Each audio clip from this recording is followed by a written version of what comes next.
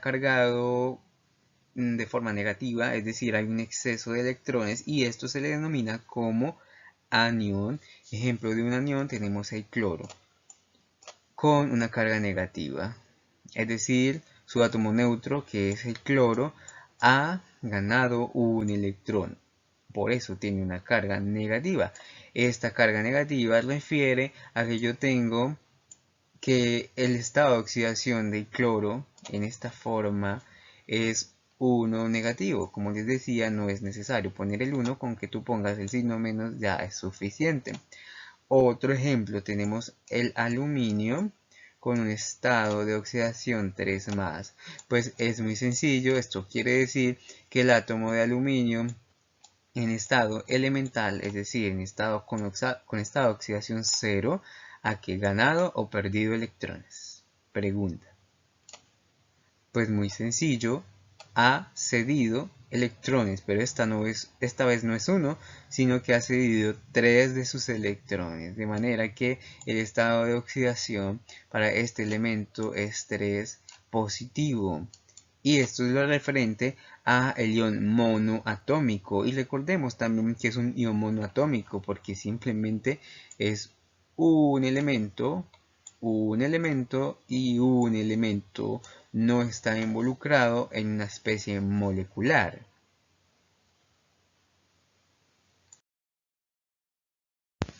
Llegamos al caso número 3 y es cuando tenemos iones poliatómicos. Cuando nosotros hablamos de iones poliatómicos, también se les conoce como ion molecular y es porque precisamente son iones que están formados mejor por 2 o más átomos. En el caso anterior, como les decía, solo teníamos uno y para este caso tenemos 2 o más.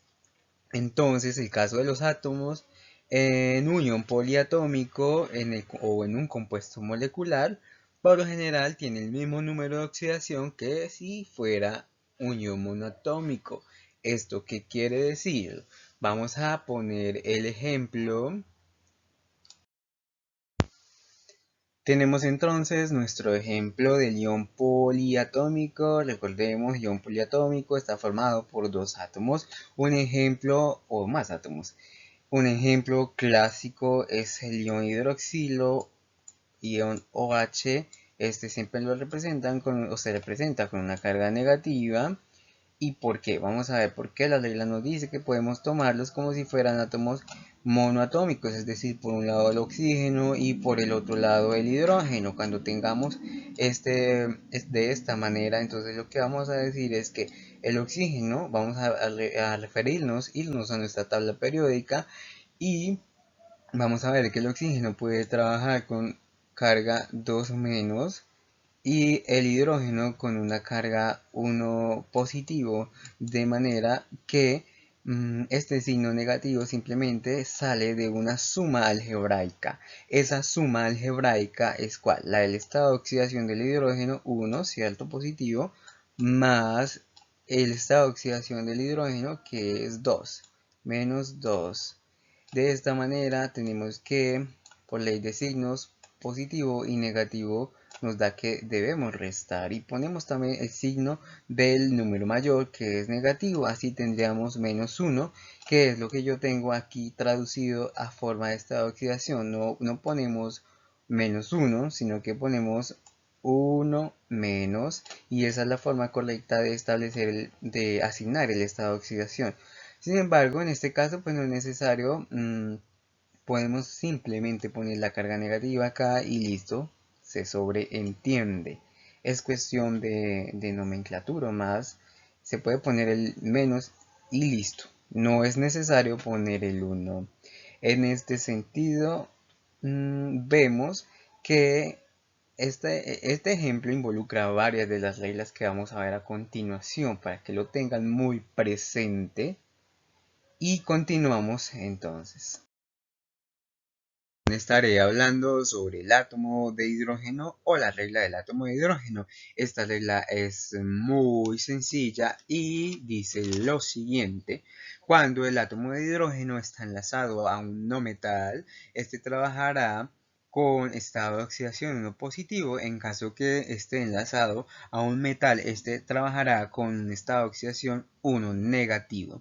Para ello, como lo hemos venido haciendo, lo vamos a ejemplificar.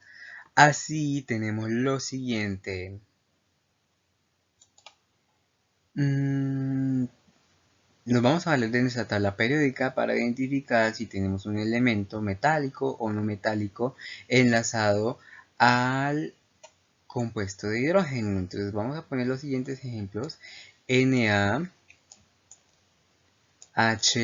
También vamos a poner el CaH2 y también vamos a poner el H2S. Entonces tomamos nuestra tabla periódica. Por favor, pon tu tabla periódica en tu mesa a tus manos y vamos a revisar. Entonces revisan por favor en su tabla periódica y ustedes van a decir lo siguiente. En este caso, NaH, el hidrógeno trabajará con un estado de oxidación 1 positivo o 1 negativo. Pues muy sencillo, la tabla periódica nos indica que de todos estos elementos, pues no estamos hablando del hidrógeno, de los otros elementos, nos indica que el no metal es el azufre, ¿cierto? Entonces el azufre es el que va a trabajar con un estado de oxidación 1 positivo, ¿cierto? 1 positivo. En caso del sodio, Na y el calcio, estos son elementos metales, entonces trabajarán con un estado de oxidación negativo. En este caso vemos lo siguiente. Si el átomo de hidrógeno, en el ejemplo número 1, en el átomo de hidrógeno trabaja con un estado de oxidación negativo, entonces el sodio va a trabajar con un estado de oxidación positivo para asegurar la neutralidad de la molécula, y al hacer esta suma el resultado nos dé 0. ¿Cómo así? Ya lo vamos a comprender mejor. En el segundo caso, aquí tenemos que el CaH2 tiene dos átomos de hidrógeno y una carga para cada uno de sus átomos. Ojo, para cada uno de esos átomos de hidrógeno, de manera que tiene dos cargas negativas. Así, tenemos dos cargas negativas.